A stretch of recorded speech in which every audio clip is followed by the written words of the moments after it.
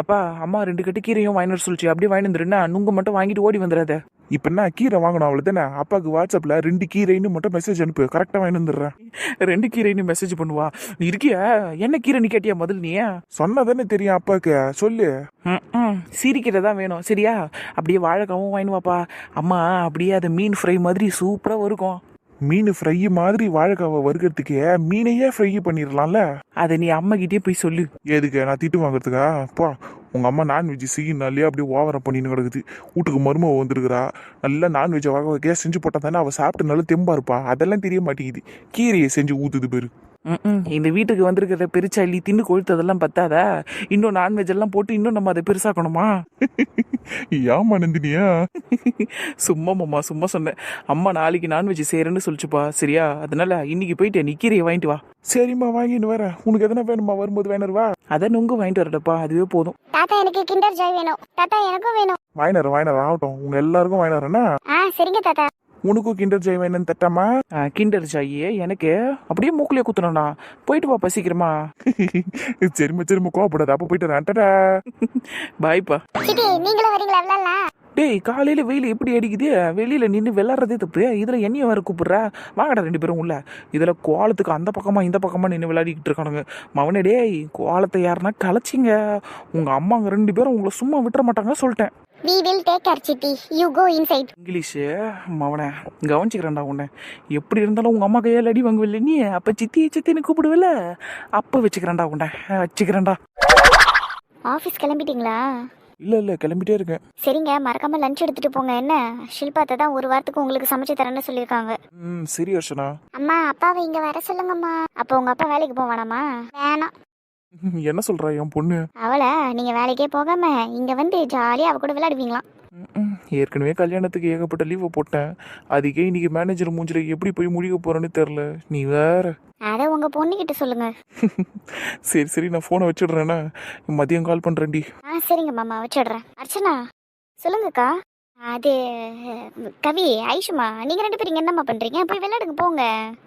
ஏதோ ரகசியம்னு நினைக்கிறேன். ஆமாம்மா, இவளுங்களை விரட்டி விடுவோம். இவளுங்க முன்னாடி எல்லாம் பேசணும்னா வீடு ஃபுல்லா தெரிஞ்சிடும். சொல்றாங்க லேடி, ஏன் போங்களேன் வெளியே, நல்லா ஜாலியா போய் விளையாடுங்க.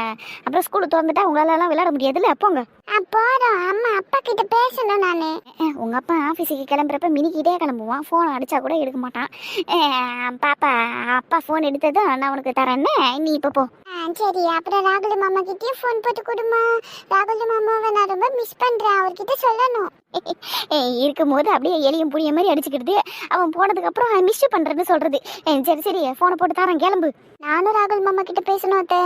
சரி ஒரு 9:10 போனை போட்டு கொடுக்குறோம், இப்ப கிளம்புங்க. ஓகே அத்தை. வா கவி பாப்பா, நம்ம போய் பால் விளையாடலாம். போயிட்டு வரோம், டாடா. இப்ப சொல்லுங்கக்கா, பசங்க தான் போயிடுச்சுல, என்ன விஷயம்? அதான்டி நான் ஏற்கனவே சொல்லிட்டு இருந்தேன்ல, மணியும் மனோஜும் சேர்ந்து சந்தோஷமா இல்லை போலடி. 2 பேருக்குள்ளேயும் என்னமோ ஒரு மனக்கசப்பு போய்கிட்டு இருக்கோன்னு தோணுது. தோணலாம் இல்ல, அது அப்படிதான் இருக்கு பாக்குறதுக்கு. ஏங்கா இன்னைக்கு எதனா கண்டுபிடிச்சிங்களா? மணி இன்னைக்கு சீக்கிரமா தூங்கி எந்திரிச்சிட்டாடி. இது ஒரு கண்டுபிடிப்பாக்கா? கண்டுபிடிப்பெல்லாம் இல்லடி, நான் நோட் பண்ண விஷயத்த சொல்றேன். அவ பெரும்பாலும் லேட்டா தானே எழுந்துப்பா, இன்னைக்கு சீக்கிரம் எழுந்தா. அதுவும் இல்லாம நேற்று அவ்வளோ நேரம் தூங்குனதுக்கு மனோஜ் அவளை திட்டிருப்பான் போல இருக்கு. அதனால தான் இன்னைக்கு அவ்வளோ சீக்கிரம் எழுந்துட்டு இருக்கா. அப்புறம் பூஜை ரூமுக்கு வேற வந்தா. அப்போ அம்மா அவகிட்ட குங்குமச்சமையில கொடுத்து மனோஜ் கிட்ட கொடுத்து வச்சுக்கிட்டு வாமா அப்படின்னு சொல்லியிருக்காங்க. அம்மாக்கு மனசுல ஏதோ சந்தேகம் வந்திருக்கும் போல இருக்கு, அதனால தான் அப்படி சொல்லியிருக்காங்க. இதை பத்தி நீங்க 2 பேரும் என்ன நினைக்கிறீங்க? அம்மாக்கு டவுட் வந்துருச்சுன்னு நினைக்கிறேங்க்கா. இப்போ என்ன அர்ச்சனா பண்ணுறது? பேசாமல் பசங்களே கூப்பிட்டு வச்சு கேட்டுருவோமா? இப்போ அடுத்துன்னு ஒருத்தருக்கா சந்தேகம் வந்தால் கண்டிப்பாக பெரியவங்க தான் இதில் தலையிடுவாங்க.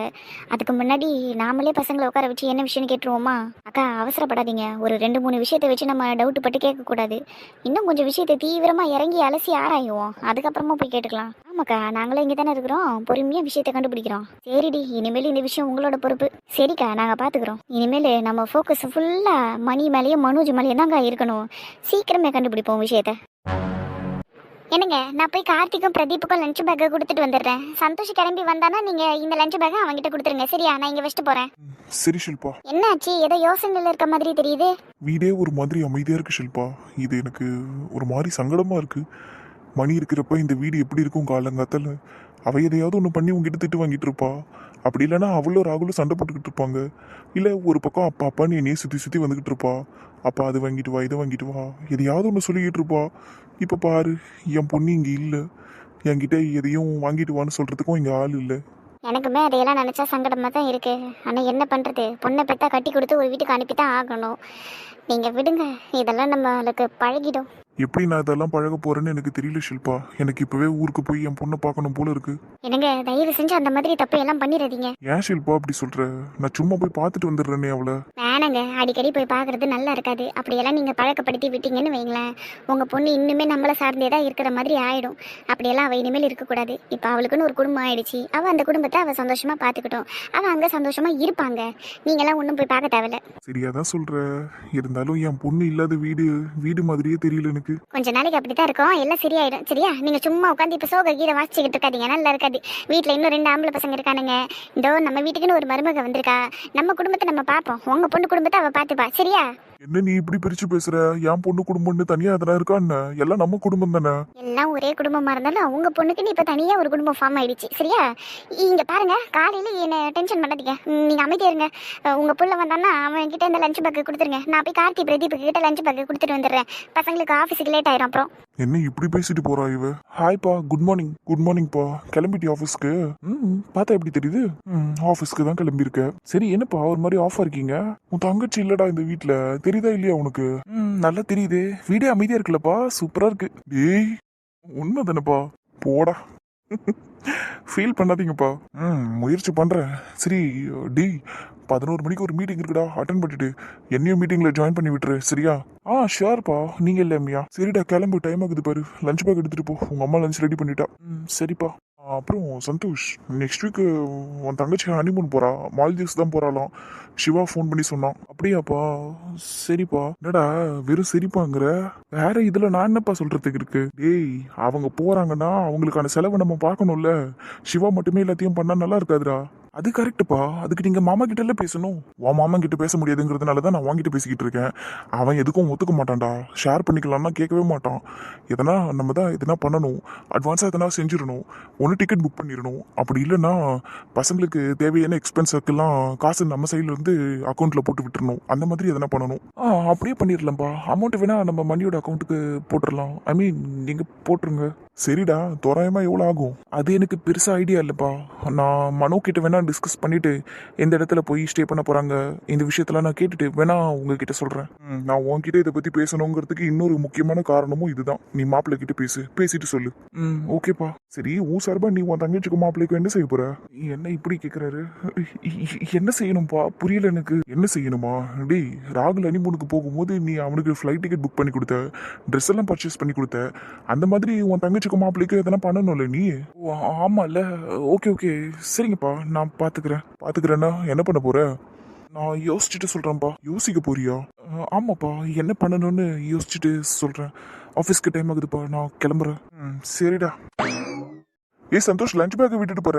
என்ன இந்த பையன் இவ்வளவு ஸ்பீடா போறான்? சரி, நானும் எடுத்துட்டு போய் கொடுக்குறேன். வர வர இவன் ஒரு மாதிரி வித்தியாசமா பண்ணிக்கிட்டு இருக்கான். மாமா சீக்கிரமா கபோர்டு செஞ்சிடுவாரு. அதுக்கப்புறம் உங்க 3 பேரையும் நான் கபோர்டில் அடுக்கி வச்சிடுறேன். சரியா? இன்னும் நிறைய பேர் இருக்கீங்கல்ல, உங்க எல்லாரையும் நான் அந்த கபோர்டில் போட்டு வச்சிடுறேன். சரியா? இன்னைக்கு நீங்க 3 பேர் மட்டும் இங்க இருங்க, மற்றவங்க எல்லாம் அந்த ரூம்லயே இருக்கட்டும்னு நான் இந்த ரூமை வெறிய அழகா பெருக்கிட்டேன். உங்க 3 பேரையும் டிவிக்கு கீழே இருக்குல்ல ஒரு ரேக்கு, அங்க உங்களை உட்கார வச்சிடுறேன். சரியா? ஆரம்பிச்சிட்டாளா இவ இந்த ரூம்ல இருக்கிறதே ஓவரு. இதுல இந்த 3 தண்டக்கிரமத்தை வேற எடுத்துட்டு வந்திருக்கா. அதுங்களை பார்த்தாலே எரிச்சல் ஆகுது. முட்டாள் வந்துட்டாரா? ஐயோ, என்னை ஏன் தான் இப்படி பேசிக்கிட்டு இருக்காரோ அவரு. சொல்லுங்க. நான் உன்னை ரூமை பெருக்குன்னு தானே சொல்லிட்டு போனேன். நீ என்னடானா அந்த பொம்மைங்களோட நின்று பேசிக்கிட்டு இருக்க. ஆமா, உன் மனசுல என்ன சின்ன குழந்தைன்னு நினைப்பா? இவ்வளோ பெருசா இருக்கா? அறிவில்லை உனக்கு? பொம்மைங்க கிட்ட போய் பேசிக்கிட்டு இருக்கா? எனக்கு சின்ன வயசுலேருந்தே பொம்மைங்கன்னா பிடிக்கும். அதுக்கிட்ட பேசி நான் பழகிட்டேன். அதான். ஓ, பொம்மைங்க கிட்ட பேசி பழகிட்டியா? அப்போ ஒரு பெரிய சைஸ் பொம்மையை பார்த்து கல்யாணம் பண்ணியிருக்க வேண்டியதானே. என்ன எதுக்கடி கல்யாணம் பண்ணி ஏன் உயிரை வாங்குற? ஏங்க இப்படி பேசுறீங்க? இது பாரு, அழ ஆரம்பிச்சுன்னு வை, தொடப்பத்தை எடுத்து வாயிலே சொறி விடுவேன். சி, பெருக்க முதல்ல. இதெல்லாம் ரொம்ப அநியாயம். அநியாயத்தை பத்தி எல்லாம் நீ பேசாத, சரியா? மூடிக்கிட்டு பெருக்கு. நீங்க இப்படி எல்லாம் பேசுவீங்கன்னு நான் கொஞ்சம் கூட எதிர்பார்க்கல மனோஜ். வாயை மூடுனா மூட முடியாத உன்னால? அவ்வளோ எனக்கு வர ஆத்திரத்துக்கு. என் பிங்கி, ஏன் மனோஜ் அப்படி பண்றீங்க நீங்க? சி, சீகிட்டெல்லாம் சொல்லிக்கிட்டு இருந்துட்டு இவ இருக்கிற எல்லா பொம்மையும் தூக்கி போட்டு எரிச்சிருவான் சொல்லிட்டான். மூஞ்ச முகரையும் பாரு அவளுக்கு, பிங்கி மங்கினிக்கிட்டு வயசுக்கு ஏற்ற மாதிரி நடந்துக்கடி. மூஞ்ச பாரு அவளுக்கு. தொடப்பத்தை எடுத்து பெருக்கடி முதல்ல. நான் மாமா கிட்டே சொல்றேன் இருக்க உங்களை. போய் தாராளமா சொல்லு, யாரு வேணான்னு சொன்னது? அடுத்த நிமிஷமே டைவர்ஸ் வாங்குறதுக்கு ரெடியாரு. ஏன் மனோஜ் சும்மா சும்மா இதே சொல்றீங்க? அது பொம்மை தானே மனோஜ், அது போய் அடிச்சு தள்ளிருக்கீங்க. பிஞ்சு போயிருந்தா என்ன ஆகும் தெரியுமா? பாவம்ல அது. ஓ, பொம்மை பிஞ்சு போயிருன்னு கவலையா உனக்கு? ஏண்டி என் தங்கச்சி கையை கெமிக்கலை வச்சு எரிக்க பார்த்த? அதுவும் இல்லாமல் அவளுக்கு தூக்க மருந்து மயக்க மருந்துன்னு என்னென்னத்தையே கொடுக்கறதுக்கு பார்த்த? அப்பெல்லாம் உனக்கு தெரியலையா? அவள் உயிருள்ள ஒரு ஜீவனு, அவளை அப்படியெல்லாம் பண்ண அவளுக்கு வலிக்கும், அவளுக்கு கஷ்டமா இருக்கும்னெல்லாம் தெரியலையா? பொம்மை பிஞ்சு போயிருன்னு ஃபீல் பண்ற? என்ன கேவலமான ஜென்மை மறுபடி நீ. இங்க பாருங்க மனோஜ், நான் அதெல்லாம் செய்யறதுக்கு முயற்சி பண்ணேன் தான். ஆனா அது எல்லாத்துலயும் நான் தானே பாதிக்கப்பட்டேன். நந்தினிக்கு ஒன்றும் ஆவலையே, அப்புறம் எதுக்கு சும்மா சும்மா அதையே சொல்லிக்கிட்டு இருக்கீங்க? நந்தினிக்கு எதனா ஆயிருந்தா அவளுக்கு எதனா ஆகணுங்கிறதுக்காக தானே நீ அதையெல்லாம் பண்ண. இதில் அவள் துடிக்கணும், வலியை நீ ரசிக்கணும். ஐயோ, என்னென்ன பேச்செல்லாம் பேசியிருக்க நீ அந்த சௌமியா கூட சேர்ந்துக்கிட்டு. இப்போ நினச்சா கூட அப்படியே எனக்கு பத்திக்கிட்டு வருதுடி. நீ எல்லாம் என்ன ஜென்மமாக இருப்பியோ. சே, நந்தினியே எல்லாத்தையும் மறந்துட்டு என்கிட்ட நல்லபடியா பேசிக்கிட்டு இருக்க.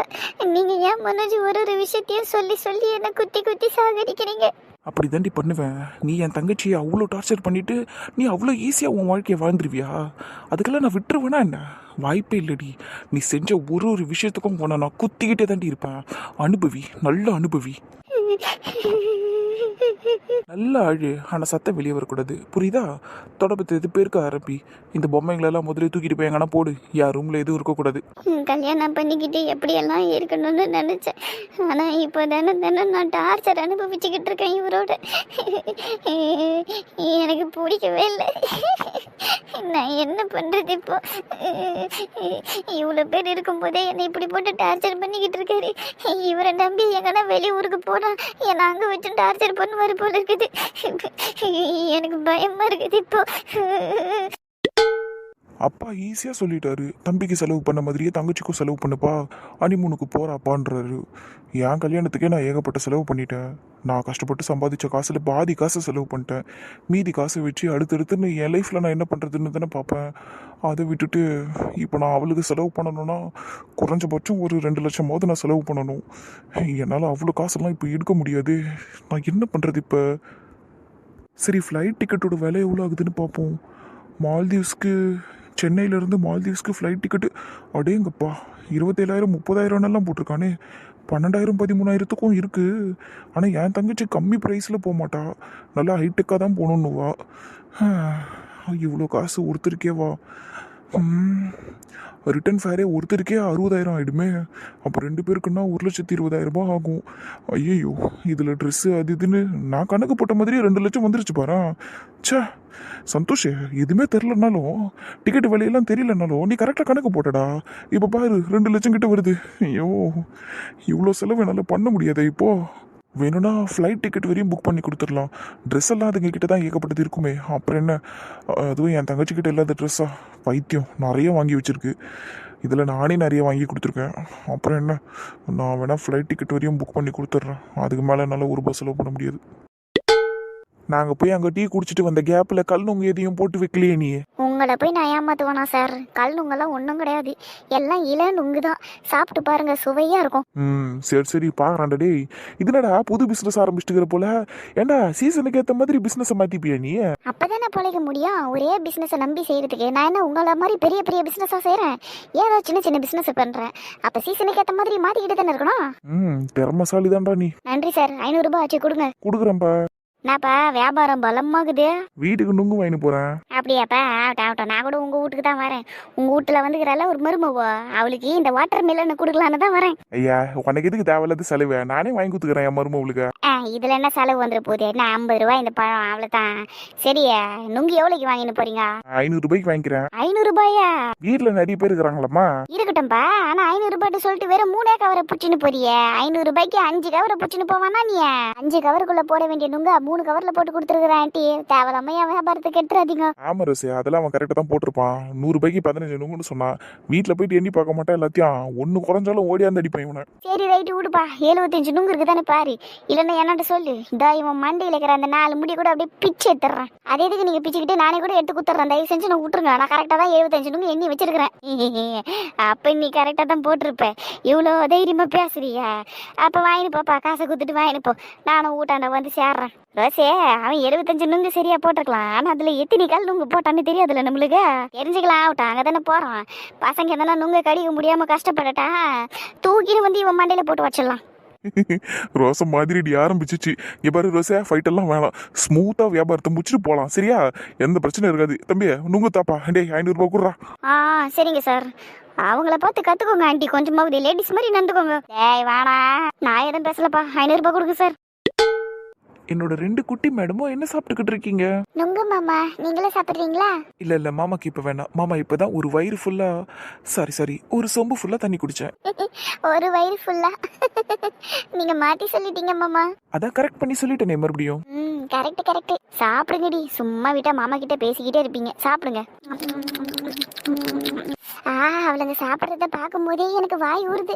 அக்கா சீக்கிரம்க்கா, இன்னும் 2-3 உரிச்சு போட்டுட்டு சீக்கிரமா தட்டை என்கிட்ட கொடுங்க. இருமா, கொஞ்சம் பொறுமையா இரு. 5 தான் உரிச்சிருக்கேன், இன்னும் 5 உரிச்சு கொடுத்துட்றேன். மொத்தம் நீ 10 கேட்டல, நான் 10 கொடுத்துட்றேன். வெயிட் பண்ணு. அம்மாம்மா எனக்கு ஒன்று கொடுங்கம்மா. பெரியம்மா எனக்கும் ஒன்று வேணும். அடியே கொஞ்சம் வெயிட் பண்ணுங்கடியே, எனக்கு உரிச்சு போடட்டும், அதுக்கப்புறமா நீங்க வாங்கி சாப்பிடுங்க. இல்ல அங்க பாருங்க, அர்ச்சனா அக்கா வச்சிருக்காங்க பாருங்க, அங்க போய் வாங்கி சாப்பிட்டுக்கோங்க போங்க.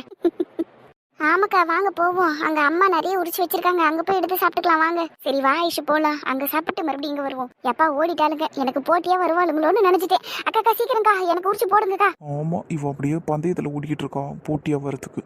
சனிய எல்லாரையும் போட்டியா தான் பார்க்கும் போல. நீ எல்லாம் அப்படியே நிம்மதியா சாப்பிடக்கூடாதுரி. என்ன பண்றேன்னு பாருப்பா. அக்கா, சொல்லுப்பா மனோ. எனக்கு கொஞ்சம் தலை வலிக்கிற மாதிரி இருக்கு. ஒரு டீ போட்டு கொடுக்க முடியுமாக்கா? என்னப்பா தலை வலிக்குதா? ஆமாக்கா, ரொம்ப வலிக்குது. ஒரு டீ மட்டும் போட்டு தரீங்களா? அது என்னடா போட்டு தரீங்களான்னு கேக்குற? இரு நான் போய் போட்டுட்டு வரேன். நல்லா மசாலா எல்லாம் தட்டி போட்டு தரேன். இரு நீ வந்து இவளுக்கு இதை உரிச்சு கொடுத்துக்கிறேன். இருப்பா நான் போறேன். இதெல்லாம் அவளே உரிச்சுப்பாக்கா, நீங்க எதுக்கு கஷ்டப்படுறீங்க? மணி இதை நீ பண்ணிக்க மாட்டோமா? அதை கையை வச்சு உரிக்கிறதுக்கு ஒரு மாதிரி இருக்கும். இருந்தாலும் பரவாயில்ல, நானே உரிச்சுக்கிறேன். அக்கா நீங்களும் முடிஞ்சா சீக்கிரமா டீ போட்டுட்டு வந்து உரிச்சு கொடுங்கக்கா. சரிம்மா. டீயை வச்சுட்டு வந்து உரிச்சு கொடுப்பாங்க இந்த மகாராணிக்கு. மணி இங்க வந்து இது உரி வா. இந்த வரேன். வாடி வா. என்ன பண்றா இவ? ஏய் அது எதுக்கு எடுக்கிற? அந்த நுங்க எடுத்து உரி. இருங்க எனக்காக தானே இதை உரிச்சாங்க. ஃபர்ஸ்ட் இதை நான் சாப்பிட்டுறேன், அப்புறமா அதை உரிச்சுக்கிறேன். அதுவுமே எனக்கு தானே, நான் பொறுமையா உரிச்சுக்கிறேன். எவ்வளோ அழகா பொலபொலன்னு இருக்குது. கண்ணாடி மாதிரி தெரியுது நுங்கு. கண்ணாடி போல இருந்தாதான் அந்த நுங்கு நல்லா சுவையா இருக்குன்னு சொல்லுவாங்க. அது உள்ள இருக்க தண்ணி எல்லாம் தெரியுது. கிச்சு கிச்சு கிச்சு கிச்சு. ஐயே அழகா இருக்குது. அப்படியே சாப்பிட்டுறலாம். அப்பா வாய் ஊறுது. ஏய் நான் உன்ன என்ன சொன்னேன்? நீ என்ன பண்ணிக்கிட்டு இருக்க? சாப்பிடாத, அது கீழே வை. அதை நான் பொறுமையா உரிச்சுக்கிறேங்க. எனக்கு தானே அது. அப்போ கூட நான் ஃபர்ஸ்ட் இதை சாப்பிட்டுக்கிறேன். அதை உரிச்சு வைன்னு சொன்னது உனக்காக இல்ல, எனக்காக, சரியா? சோ அதை கீழே வச்சுட்டு தட்டை என்கிட்ட கொடு. என்னது? அதை கீழே போட்டுட்டு தட்டை குடுறி. சரி இந்தாங்க மனோஜ். இந்தாங்கன்னு சொல்லிட்டு உட்காந்துக்கிட்டு நீட்டிக்கிட்டு இருக்கா. இங்க வந்து கொடு. சரி. அடேங்கப்பா, வீடு ஃபுல்லா இன்னைக்கு நுங்கு பிசினஸ் தான் போலயே. சும்மா சொல்லக்கூடாது மணி. நீ சொன்ன மாதிரி நுங்கு நல்லா லேசா அப்படியே டெண்டரா ஜூஸியா இருக்கு தெரியுமா? சாப்பிட்டு பார்த்துட்டு சொல்றேன் எப்படி இருக்குன்னு. வாய் ஊறுது. பா, ஒரு பைட்டே ஹெவன்லி ஃபீல் கொடுக்குது. பா சூப்பர். வாய் ஊறுது. எனக்கும் வேணும். என்ன அவர் சாப்பிட்டுக்கிட்டு இருக்காரு, இவ வேடிக்கை பார்த்துக்கிட்டு இருக்கா. ஏன் மணி நீ சாப்பிடல? தங்கச்சிமா அவ இப்பதாம்மா சாப்பிட்டா. என்ன மணி நீ சாப்பிட்டது தானே இப்போ? ஆமா. ஓ சாப்பிட்டாளா? ஆமாம்மா அவள சாப்பிட்டா. நீங்க வா. நானாண்ணா? ஆமாம்மா வா. இங்க சொல்லுங்கண்ணா. இந்தா நீ ஒரு நுங்கு சாப்பிடுந்தா. எப்படி பண்றாரு பாரு அவரு. நான் அப்புறம் சாப்பிட்டுக்கிறேன்னா, நீங்க சாப்பிடுங்க. நீ அப்புறமா சாப்பிட்டுக்கோமா. இப்ப அண்ணன் கொடுக்குறல, அண்ணனுக்காக ஒண்ணு சாப்பிடு. என்ன அடம் பிடிக்கிறீங்க? அப்படிதான் அடம் பிடிப்பேன். நீ சாப்பிட்டே தீரணும். இந்தா. சரி இருங்க, நான் கை மட்டும் கழுவிட்டு வந்துடுறேன். கை கழுவணுமா? என்னம்மா நீ? சரி இரு, அண்ணனை ஊட்டி விடுறேன், வெயிட் பண்ணு. என்னண்ணா நீங்க? என்னன்னா நாங்க ஊட்டினா நீ சாப்பிட மாட்டியா? சாப்பிடுவேனே. அப்புறம் என்ன சாப்பிடு. எனக்கு தான் சின்ன வயசுல உன்னை ஊட்டி வளர்க்கறதுக்கு வாய்ப்பு இல்லாம போச்சு. இப்பயாச்சும் உன்னை ஊட்டி வளர்க்குறேன்னு. சாப்பிடு. நான் தான் வளர்ந்துட்டேனே. பரவாயில்ல, அண்ணன் ஊட்டுறதுல இன்னும் கொஞ்சம் கூட வளரு. சந்தோஷோட ஹைட்டுக்கு வந்துரு நீ. இன்னும் அந்த ஆள் ஹைட்டுக்கு வரணும்னா என் கையை காலையும் பிடிச்சி யாருன்னா இழுத்து தான் விடணும். அதுவும் சரிதான். சரிடா சொல்லும், நீ சாப்பிடு. ஐயோ எவ்வளோ பாசம் உங்களுக்கு. ஸ்வீட்டா இருக்குதுப்பா. ஸ்வீட்டா இருக்குல்ல, இன்னொன்னு சாப்பிட்றியாடா? போதண்ணா. ஏன்டா, அதான் உரிச்சு கொடுக்கறதுக்கு மணிமேகலை இருக்காளு, அழகா உட்காந்து உரிச்சு கொடுப்பா, நம்ம சாப்பிடலாம் ஜாலியா என்ன? அவெல்லாம் அதெல்லாம் உரிக்க மாட்டானா, நீங்க வேற. அப்படியே கடிச்சு தின்ற கேஸ் தெரியுமா அது? என்னம்மா சொல்ற, இதை அப்படியே கடிச்சு சாப்பிடுவாளா? ஆமா, அதெல்லாம் கோடைக்கால திகிலு, வருஷம் வருஷம் பண்ணுவா அவ தெரியுமா. அப்படியே கடிச்சு தின்னுவா, சந்தோஷம் பொறுமையா எல்லாத்தையும் உரிச்சு வைப்பாரு, அவர் தட்டுல இருந்து கூட திருடிட்டு ஓடிடுவா. அந்த மாதிரி எல்லாம் பண்ணிருக்கா அவ. பாரு, திருட்டு வேலை வேற பண்ணிருக்காள்ல. அது எப்படி சொல்றது, அது பெரிய திருட்டு இல்ல, சின்ன திருட்டு அது. வாட் எவர், திருட்டு திருட்டு தானம்மா. சரி, இட்ஸ் ஓகே, நம்ம வீட்டு திருடி தானே. அதேதான்மா. சரிம்மா, ஹேவ் அ சீட், உட்காரு, நம்ம 2 பேரும் சாப்பிடலாம். சரிங்கண்ணா, நீங்க அதை சாப்பிட்டு முடிங்க, நான் போய் ஹேண்ட் வாஷ் மட்டும் பண்ணிட்டு வரேன். அவ கூட சேர்ந்து நானும் உரிக்கிறேன், அப்பதான் சீக்கிரமா உரிச்சு கப கப கபன்னு சாப்பிட முடியும். ஓகே ஓகே, கப கபன்னு சாப்பிடலாம். ச்சே, இதெல்லாம் பார்க்கறதுக்கே எரிச்சலாம் வருது. ஓவரா தான் சீன் போட்டுக்கிட்டு இருக்காரு இவரு. இதுல இவளும் சேர்ந்து சீனை போட்டுக்கிட்டு இருக்கா. எரிச்சலாம் வருது. எனக்கு இங்க இருக்கிறதுக்கே கடுப்பா இருக்குது.